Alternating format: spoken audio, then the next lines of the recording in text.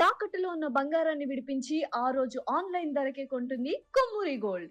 నమస్తే, welcome to Suman TV. నేను పద్మిని. ప్రస్తుతంతో పాటు ప్రముఖ ఆధ్యాత్మికవేత్త, వేద పండితులు, రాజశ్యామల అమ్మవారి ఉపాసకులు, Rajashyamala charitable trust founder and chairman Nishant Sharma గారు మనతో పాటు ఉన్నారు. మాట్లాడదాం. నమస్కారం అండి. మహాదేవ. రాజశ్యామల అమ్మవారి ఉపాసకులుగా చెప్పండి. అలాగే ఆలయంలో, మీ ఆలయంలో అమ్మవారు కొలువు తీరినటువంటి అద్భుతంగా అమ్మవారు అక్కడ ఉన్నారు, ఆవిడ నేనున్నాను అని అభయప్రదాయినిగా ఉన్నారు అనేది అక్కడికి వెళ్ళి ఒక్కసారి అమ్మవారిని దర్శనం చేసుకుంటే ఖచ్చితంగా మనసుకు అనిపిస్తుందండి. ఎంత ప్రసన్న వదనంతో ఉంటారు అమ్మవారు, చాలా అద్భుతం. అయితే నేను ఇవాళ అడగాలనుకున్నటువంటి ప్రశ్న ఏమిటి అంటే, ఉద్యోగానికి సంబంధించినటువంటి ఏ ఇబ్బంది అయినా మన స్థాయిని బట్టి, ఇప్పుడు సీఎం అయ్యే లెవెల్లో గనక మనకి స్థాయి ఉంటే సీఎంని చేసిన దాఖలాలు ఉన్నాయి. మన స్థాయిని బట్టి, మన చదువుని బట్టి, లేకపోతే మనకు ఉన్నటువంటి మనం ఎంత ధర్మబద్ధంగా ఉంటున్నాం అనే దాని మీద ఆధారపడి ఖచ్చితంగా అమ్మవారిని వేడుకున్నంత మాత్రాన ఉద్యోగానికి సంబంధించిన ఇబ్బందులన్నీ కూడా అమ్మవారు తీసేస్తారు. ఒకవేళ ఉద్యోగం లేకపోతే ఉద్యోగాన్ని కూడా ఇస్తారు అని వినటం జరిగింది. మరి అమ్మవారిని మేము ఎలా ప్రసన్నం చేసుకోవాలి, ఉద్యోగానికి, ఉద్యోగంలో ఉన్నటువంటి సమస్యలు కూడా తొలగిపోవటానికి ఏదైనా మార్గం చెప్తారు మన వాళ్ళకి? సంతోషంగా తల్లి, మీరు ఎప్పుడైనా వరధాత్రి వ్రతం ఎప్పుడైనా విన్నారా? వినలేదండి. వరధాత్రి వినలేదా? వరధాత్రి ఆరాధన చేసిన వారికి, ధాత్రి అంటే ఎవరండి? భూమి. భూమికి ఉండే సహనము, ఓర్పు ఎవరికీ ఉండదు. అందుకోసం ఏంటి ఈ ధాత్రిదేవి, అందుకోసం భూదేవత వరము, వరధాత్రిదేవి యొక్క వ్రతము. ఈ వ్రతాన్ని మనం ఎప్పుడైతే ఆచరిస్తామో తల్లి, ఆ వ్రతం వలన, ఇప్పుడు కొంతమంది ఏం చేస్తారు అని అంటే, ఉద్యోగం చేస్తూ ఉంటారు, వారికి అది నచ్చట్లేదు.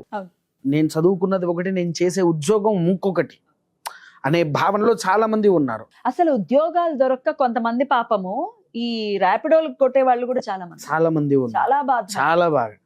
అలాంటి వాళ్లకు ఈ వరధాత్రిదేవి వ్రతము ఎంతో విశేషంగా వస్తుంది. ప్రధానంగా రెండవది, గవర్నమెంట్ ఉద్యోగస్తులకు వరధాత్రి పనిచేయదు. గవర్నమెంట్ వారికి ఈ వరధాత్రి పనిచేయదు. కేవలము ధన ప్రాప్తి రావడానికి, ఉద్యోగ రావడం కోసం మాత్రమే ఈ వరధాత్రి యొక్క వ్రతాన్ని ఆచరించాలి. ఉద్యోగాన్ని ఆచరించాలి అంటే గవర్నమెంట్ వారు ఉంటారు, రాజశ్యామలాదేవి ఆరాధన చేయాలి. దీంట్లో ఈ ఇద్దరికి కలిపి ఒక ప్రత్యేకంగా ఒక మంత్రం అయితే చెప్తాను తల్లి. ఉద్యోగ విషయంలో వీరు గనక అది ఖచ్చితంగా ఎలా ఆచరించాలి అంటే, దీనికి ఖచ్చితమైన విధానం ఇదే తల్లి. ఇది కాకుండా మీరు ఏది చేసినా ఈ మంత్రం చదివినా లాభం లేదు. దానికి విధానం ఉంటుందా? దాని విధానం ఉంటుంది. ఉదయాన్నే సూర్యుడు ఉదయించక ముందుకే లేచి కాలకృత్యాలు నెరవేర్చుకొని, ఉదయం సూర్యుడు ఉదయించక ముందుకే దీపారాధన జరిగి ఆ దీపం ముందే కూర్చొని చదవాలి. మళ్ళీ సాయంకాలంలో సంధ్యా సమయంలో దీపం వెలిగించి ఆ దీపం ముందు కూర్చోవాలి.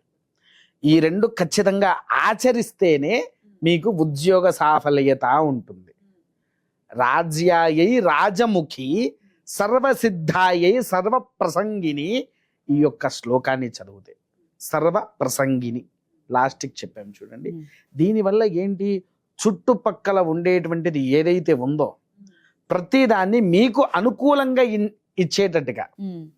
రాజ్యాంగి అంటే ఈ రాజ్యంలో ఇప్పుడు కొంతమంది ఈ మన గవర్నమెంట్ ఉద్యోగస్తులు ఉంటారు. ఆ గవర్నమెంట్ వల్ల వారికి ఎంతో మంది ఇప్పుడు ప్రమోషన్ల కోసం కూడా చూస్తూ ఉంటారు. వారు ఇది గనక ఆచరిస్తే తల్లి, అద్భుతమైనటువంటి తేజస్సు అమ్మవారు వారికి వస్తుంది.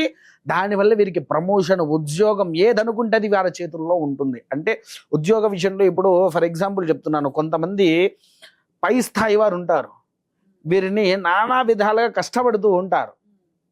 నువ్వు అది చెయ్యాలి, ఇది చేయాలి, అటుపో ఇటుపో అని తిప్పుకుంటూ అతన్ని సరిగ్గా చూడకుండా ఇబ్బందులు పెట్టేవారు ఉన్నారు. మేనేజరు చిన్న వాళ్ళని ఎలా తొక్కుతూ ఉంటారో కూడా మనందరికీ తెలిసింది. టార్చర్ అనుభవించే వాళ్ళు ఎంతో మంది ఉన్నారు, కంప్లైంట్ చేస్తూనే ఉంటారు కదా. వాళ్ళ కోసం ఒక చిన్న మంత్రం చెప్తా తల్లి, మీరేమనుకోనంటే అది చెప్తా. ఎందుకు అనుకుంటానండి, అదే కావాలి కూడా పాపం. అంటే ధర్మం వీళ్ళ పక్కన ఉండాలి. ఇప్పుడు అతను ఏదో వర్క్ చెయ్యి, నేను వర్క్ చేయను, నేను బద్ధకంగా ఉంటాను అని అంటే ఇలాంటి మంత్రాలు పనిచేయవు కదండి. ధర్మం ఉండి తీరాలి. సర్వదుష్ట వశంకరి మంత్రము, సర్వదుష్ట వశంకరి, సర్వ మృగ వశంకరి, సర్వశత్రు వశంకరి, మాం రక్షయతు రక్షయతు అని చెప్తే సరిపోతుంది. అద్భుతం. రక్ష అనేది ఉంటుంది, అమ్మవారి రక్ష. అంతే. అంటే శ్యామల మహామంత్రంలో కూడా మీకు ఇది వస్తుంది చూడండి. రాజశ్యామల మహాదేవి మంత్రంలో ఈ 3 వాక్యాలు కూడా వస్తాయి. ఈ 3 వాక్యాలు చెప్పి మమ్మ రక్షంతు రక్షంతు అని చెప్పుకుంటే చుట్టుపక్కల ఎంతమంది ఉన్నా ఎవరు ఉన్నా మృగాల సహితంగా ఆ మనిషి మృగ స్వభావం ఉన్నా వాడు మీకు వశమైపోయి ఉంటాడు. ఇదే కావాలి.